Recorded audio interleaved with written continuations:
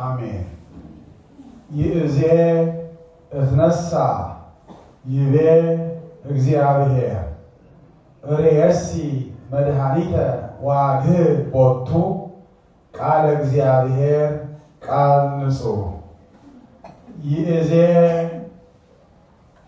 እትነሳ ይቤ እግዚአብሔር አሁንስ ይላል ሰማይን ከነግሱ ምድሩን ከነልብሱ የፈጠረ እግዚአብሔር አሁንም ይላል እትነሳ እነሳለው ዋግድ ቦቱ ቃለ እግዚአብሔር ሕያው የሆነውን የማይጠፋውን የማያልቀውን እንደ እሳት የሚያቃጥለውን የእግዚአብሔር ኃይልና የእግዚአብሔር ቃል ዋግድ ቦቱ ቃለ እግዚአብሔር ቃል ንጹሕ የሆነ ቃል የማይጠፋ የማይፈርስ የማይበሰብስ ቢናገሩት የሚስማማ ቢሰሙት ደስ የሚል ይቤ እግዚአብሔር እንዳሉት ያይደለ እንደ ነቢያቱ ሲያስተምሩ እግዚአብሔር እንዲህ ይላል፣ እግዚአብሔር እንዲህ አለ፣ እግዚአብሔር ተናገረ እያሉ ይሰብኩ ነበረ።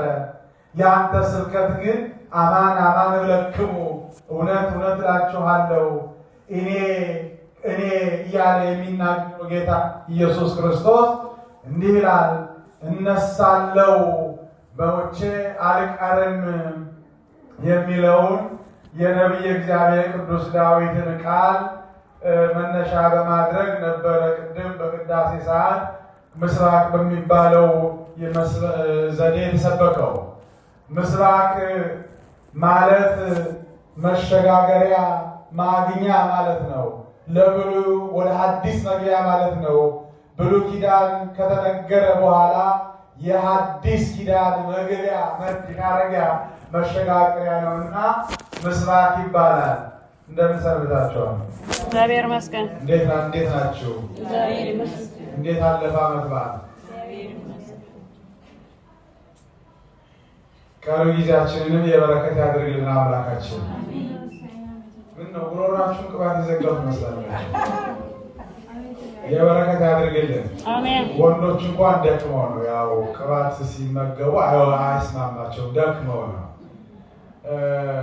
የሆነ ሆኖ ግን ዛሬ የትንሣኤን የምንናገርበት ነውና እንደው መጽሐፍ ቅዱስ ላይ የሉቃስ ወንጌል ምዕራፍ 24 ከቁጥር 16 ጀምሮ የአንድ ተጓዥ ሰዎችን እንመለከታለን። እስቲ ጉዞው እንዲህ ነው። በመካከላቸው እነሱ ያላዩት እሱ ያያቸው፣ እነሱ ያላወቁት እሱ ያወቃቸው በመካከላቸው ነበር ይላል። እኛ የማናውቀው እሱ የሚያውቀን፣ እኛ የማናየው እሱ የሚያየን አምላካችን እግዚአብሔር በመካከላችን አይለይምና ሁልጊዜም ክብሩንና ምስጋናውን ለሱ ይውሰድ። አሜን አሜን። አሜን። ምን ሆናችኋል? አሜን። እናንተ እኮ የቀዳሾቻችን የምትመስሉት እኮ ኤማሁስ የምትባል አንድ ከኢየሩሳሌም 60 ምዕራፍ ነበረች ይላል መጽሐፍ ቅዱስ። በዚህች ኤማሁስ በምትባለው መንገድ ላይ የሚነግዱ የሚሸጡ መንገደኞች ይመላለሱባታል። በዛች ኤማሁስ የምትባለው ኢየሩሳሌም ተብላ ከተቆረቆረችው ከተማ 60 ምዕራፍ ወይም 60 ኪሎ ሜትር ርቀት ያላት ኤማሁስ የምትባል መንገድ ላይ በዛ መካከል ቀሬዮጳ እየተባለ የሚጠራ ሉቃስ ከደቀ መዛሙርቱም በዛ ጋር ሆነው በዛች መንገድ በዛች ጠባብ በሆነችው መንገድ ሲመላለሱ በመካከላቸው መንገደኛ የመሰለ ተጓዥ የመሰለ ቅድም እንዳልኳችሁ እነሱ የማያውቁት እሱ የሚያውቃቸው፣ እነሱ ያላዩት እሱ ያያቸው ጌታቸው አምላካቸው ፈጣሪያቸው ኢየሱስ ክርስቶስ በመካከላቸው ሆኖ ያወራቸው ያናግራቸው ነበረ። ይህም ከተነሳ በሦስተኛው ሳምንት መሆኑ ነው። በሚጓዙበት ሰዓት ላይ ነው። ስለ ሀገሩ መንገድ ሲጓዝ ስለ ገበያው፣ ስለ ቀየው፣ ስለ አካባቢው፣ ስለ ስለ ተዘማጁ፣ ስለ ወገን፣ ስለ ሀገር፣ ስለ ባህል፣ ስለ ሃይማኖት፣ ስለ ስርዓት መጠየቅ ወግ ነውና በዛ መካከል እያወሩ እያደነቁ እየተስማሙ እያወሩ ይሄዱ ነበረ። ሲያወሩ በመንገድ ላይ የሚነጋገሩት የሚያወሩት ግን ሐሜት አይደለም፣ ሰውን መቦጨቅ አይደለም፣ የሰውን ሥጋ ማንሳት መብላት መበላላት አይደለም። አምላክ ኢየሱስ ክርስቶስ ፈጣሪም አማኑኤል መድኃኔ ዓለም ኢየሱስ ክርስቶስ ስላደረገው ድንቅ ሥራ ስለሚያደርገው ስለሰራው ስለሚሰራው ስላደረገው ስለሚያደርገው ነገር ይወያዩ ነበር ይላል። በመካከላቸው እግዚአብሔር ተገኘ። በመካከላችን እግዚአብሔር አይለይም። ሰላም የሚያወሩት ወሬ፣ ደስታ ያለበት፣ ፍቅር ያለበት፣ ቤተሰባዊ፣ ወገናዊ፣ ዘመዳዊ፣ ክርስቲያናዊ በሆነ ወሬዎች መካከል እግዚአብሔር አለ። ሰው ቁጭ ብለህ ስትበላ ግን አብሮ ደም እየጠጣ ያለው ሴጣን እንደሆነ በዚያው አጋጣሚ ይነግራቸው ያለው። በመካከላቸው ያለው ግን እግዚአብሔር ነበረ። አልሰማህም አሉ። የሚያወሩት ነገር ደቆት አልሰማህም ምን ሆነ አላቸው። በመካከል እኮ ነው። አንዳንዴ እንዳልሰማ ሆኖ ጸጥ ሲል እንዳላየ ሆኖ ቸል ያለ ሊመስለንና ያቺ የልምድ ስራ እንደ ኃጢአት እያደረግና እያበለጸግናት እንሄዳለን። በዚህ ፈተና የተደረገውን አላየኸውም ወይ? ምን ተደረገ አላቸው። እሱ እኮ ማለት ምን ተደረገ አላቸው። አልሰማህም ወይ?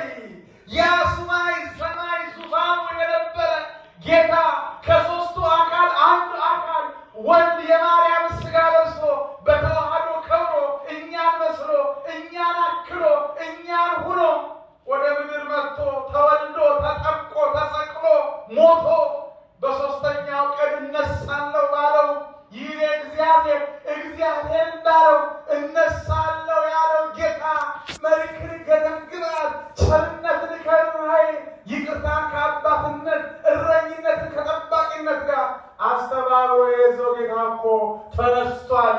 እንደውም አለ አንዲት በኃጢአት ለወደቀች በመጨረሻው ቀን ይቅርታን ጠይቃ ምሕረት ላገኘችው ለዛች ኃጢአተኛ እያሉ ለሚተፉባት እንስት ሳይቀር ተመልሷል። ይህን አታውቁም ማለት ይህን አታውቁም። እግዚአብሔር ለኃጢአተኞች እንደሚገለጽ እግዚአብሔር በደለኛ ነኝ ብለው በደላቸውን ላሰቡት ሰዎች እንደሚከሰት ብዙዎች እኮ እየወደቁ ያሉት ታውቃላችሁ። ምን እየወደቅን ያለነው ውዳሴ ከንቱ በጣም ያሸንፈናል። በቃ እናንተ ቅዱሳን ናችሁ፣ እናንተ ደጋጎች ናችሁ። 50 ክሮነር ሰጥተን 50 ሺህ ጊዜ ካላሰብ የሆነ ነገር አድርጋችሁ እናንተ በጽድቅ ናችሁ። የሌለ ነገር ሲከራከሩ ሲቀምሩን ደስ ይለናል። ግን ያ በአፍ ይቀራል ይላሉ እናቶቻችን። ምን ማለታቸው ነው? በአፍ ይቀራል ማለት ነው። አንዳንድ ጊዜ እንደ ተራ የምንሰማቸው የምናረጋቸው ነገሮች ተለምዶ የሆኑና ብዙ ትርጉም ያላቸው ይላል። በአፍ ይቀራል ማለት ነው። የተናገርከው በአፍ የሰራው አፍ ላይ ይቀራል ማለት ነው። ግራ ሲሰጥ ቀኝ አይን ይላል አይደል? ግራ አይን አለው እንዴ? የቱ ጋር ነው የግራ አይኑ? ቀኝ አይን አለው እንዴ? የቀኝ አይን የቱ ጋር ነው? የቱ ነው የሚያየው? ግንባራችን ላይ ያሉ ጥቁር የተላበሱ ከነጭ ጋር ተዋህዶ የሚንቀላቀሉት አይኖቻችን ናቸው። ልብ ነው አይደል? ግራ ሲያይ ሲሰጥ ቀኝ ያይ ይላል። ቀኝ ሲሰጥ ግራ ማለት ነው። ለምታደርጉት የጽድቅ ስራ ሁሉ ወልደ እግዚአብሔር ኢየሱስ ክርስቶስ ይቆጥርላችሁ። እሱ ሲቆጥር ብቻ ነው ፍሬ ያለው። እሱ ያልቆጠረው በሰዎች የሚቆጠር እንቧይ ታውቃላችሁ? የእንቧይ ታውቃላችሁ? እንቧይ ታውቃላችሁ? ቲማቲምስ አታውቁም? ቲማቲም እና እንቧይ ስም ይለያያቸዋል እንጂ አብዛኞቹ ተመሳሳይ ናቸው። እንቧይ እስከዛ እስከ ላይ ብትከምረው ከመካከል አንዱን ከመዘዝከው ምን ይሆናል? ሁሉ መሳይ። ቅድስና የእንቧይ ካብ መሆን የለበትም። ጥሩ አናጺ የሰራው በጥሩ ድንጋይ ተጠረው በሲሚንቶ መጥተው ነፋስ የማያፈርሱት ጽኑ መሰረት ያላችሁ ጽኑ በመሰረት የጸናችሁ መሆን አለባችሁ። ለዚህ ነው ቅዱስ ጴጥሮስ ምን አለ መሰላችሁ? መንፈሳዊ ድንጋይ ሆናችሁ ለመስራት ራሳችሁን ምን ይላል? አዘጋጁ። ድንጋይ ማለት ስድብ አይደለም፣ መሰረት ማለት ነው። የማይናወጽ የማይፈርስ ማለት ነው። በዛ በኤማሁስ አካባቢ ሲሄድ ጌታ አገኛቸው፣ አብሯቸው ገባ። አንተ ለዚህ ቦታ እንግዳ ነህ ወይ አሉ። እንግዳስ አይደለም፣ እንቅድመ ዓለም ሀለው በመንግስቱ ዓለም ሳይፈጠር በፊት የነበረ ዓለም ከተፈጠረም በኋላ ያለ አሁንም ያለ ወደፊትም የሚኖር አልፋ መጀመሪያው ወኦ መጨረሻው እሱ ነው። ስሙ ኢየሱስ ይባላል። መድኃኒዓለም ክርስቶስ በመካከላቸው የተገኘ የእኛ ከባቴ አበሳ ተሸክሞ መስቀላችንን እኛ መሸከም ሲገባል እሱ በደላችንን ተሸክሞ በሞቱ ሞታችንን አጥቶ ሕይወትን ያለበሰን ሕይወትን ያጎናጸፈን ሕይወትን የሰጠን እሱ መድኃኒዓለም ይባላል። ክብር ምስጋና ለእሱ ይሁን። አሜን። እሱ በዛ በኤማሁስ አካባቢ አብረዋቸው ሰማቸው። የሙሴን ነቢያት የነቢያቱን መጽሐፍ እነሆ ቅድም እንዳልኳችሁ እግዚአብሔር ይላል አሁን ይነሳለሁ ይላል። እግዚአብሔር የወይን ጎሽ ጠጥቶ እንደሚነቃ ወጣት ተነሳ። እግዚአብሔር ይነሳል። እግዚአብሔር በጥሮ ይመጣል። ከፊቱ እሳት ይነዳል። እግዚአብሔር አንቀላፋ የሚለው የነቢያት ቃል ነበርና ያንን ይተረጉምላቸው ነበረ። ልባቸው ግን ይቃጠል ነበር ይላል። ልባችን በፍቅረ እግዚአብሔር የተቃጠለ ይሁን። ከሱ ፍቅር ሲነሳ ከሱ መውደድ የተነሳ እሱን አፍቅረን እሱን ወደን ለእሱ ተገዝተን የሆንን ግን እመኑኝ ሙሉ ሰውነት አለን። ያ ሰው ልባቸው ይቃጠል ነበረ። ከዛ በኋላ ይላል አንተ መሽቶብሃል፣ እንግዳ ነህ፣ ፀሐይዋም ወርዳለች፣ ጊዜውም ጨለማው እየተጠጋ ነው። አድረህ ነገ ሲነጋ ትሄዳለህ። እንግዳ ማሳደር መጽሐፍ ቅዱሳዊ ስርዓት እደር አሉ። ለምን? በመካከላቸው እንግዳ ማሳሰደር መስላቸው ኢየሱስ ክርስቶስ እንዳደረ ስለማያውቁ እነሱ ሎጥ የሚባል ሎጥ የሚባል ጠላቶች መጡበት። ጠላቶች በመጡበት ሰዓት ላይ በሩን ከፍቶ ሁለት ሰዎችን አስገባ ይላል። እነዚህ አስገባቸው ያሳደራቸው ሰዎች መላእክት ናቸው። ሰው ብለህ የምታስተናግደው በሰው አድሮ የሚስተናገደው ማን ነው? እግዚአብሔር ነው። ይሄ በሀገራችን በተለይ በገጠሪቷ ላይ እግር አጥቦ አልጋ ለቆ ያሳድራል። የሚያምንበት እምነት አለው። እግር ካጠው የጌታዬ የፈጣሪን እግር አጠብኩ ብሎ ነው። መኝታዬ ተለቀቁ ለሱ ለቀቁ ብሎ ነው የሚያስበው። እንደ እምነቱ ይደረግለት። ያም ሰው መካከል ላይ ምሸቶንና እራት አቀረቡለት። እንግዳ ነውና የእንግዳ ስርዓት ልማዱ ነውና አንድም መንፈስ ቅዱስ ታወቀ፣ እነሱ አላወቁ። መንፈስ ቅዱስ በተረዳ እሱ በተረዳ የቀረበውን ምግብ መባረክ ያለበት መምህር እያለ ተማሪ፣ ጌታ እያለ ሎሌ መባረክ አይገባምና መምህሩ ኢየሱስ ክርስቶስ እያለ ተማሪ መባረክ አይገባምና ኢየሱስ ክርስቶስ የቀረበውን ባረከላቸው ይላል። ቆረሰና ባርኮ ሰጣቸው። በሉ ብሉ አላቸው። በሉ ጠጡ። ሲበሉት መጀመሪያ አብሯቸው ሲል እሱ እንደሆነ ልባቸው ታወረ ይላል። ምንም ማን እንደሆነ እሱ ኢየሱስ ክርስቶስ እንደሆነ እንዳያውቁት ይላል። ልባቸው ታወረ። ምን ስለሆኑ? ምንም ስላላወቁት። ቤት ከገቡ በኋላ ምን አድርጎ ሰጣቸው? ባረከና ቆረሰና ሰጣቸው። ብሉ አላቸው። እራታቸውን በሉ። የዛን ጊዜ ልቦናቸው ተገለጠ። እግዚአብሔር ልቦናችንን ያብራልን። አቤቱ ይላል መጽሐፍ ቅዱስ እኮ ዳዊት፣ አቤቱ ንጹሕ ልቦናን ፍጠርልኝ፣ በውስጤ መንፈሱን አድስ፣ የተቀደደ የተዋረደውን መንፈስ የተዋረደውን ልብ እግዚአብሔር ይጠግናል። አቤቱ ንጹሕ ልብን ፍጠርልኝ። አሁን ንጹሕ ልብ አዲስ ፍጥረት የሚያስፈልገው ሆኖ ነው ወይ? አይደለም። የቆሸሸውን በክፋት የደረደረውን ልብ እሱ መንፈስ ቅዱስ ሲቀርና ሲያስተካክለው እንደ አዲስ ልብ እንደተፈጠረ ይቆጠራል። እግዚአብሔር እንደዚህ ይርዳል። ሰጣቸው። ሲሰጣቸው ያንን ሲኖሩ ተባረከ። ምግባቸው፣ ቤታቸው ተባረከ፣ ሕይወታቸው ተባረከ፣ የሚበሉት ምግብ ተባረከ። ለምን? ጌታ ስለባረከው። ስትበሉ ሳትባርኩ አትብሉ። ባርካችሁ ቀስ ብላችሁ እግዚአብሔር ባርኮ ሰጣቸውና ከበሉ በኋላ አይምሯቸው ተገለጸ። ይሰማቸዋል። ክርስቲያኖች ይሰማቸዋል።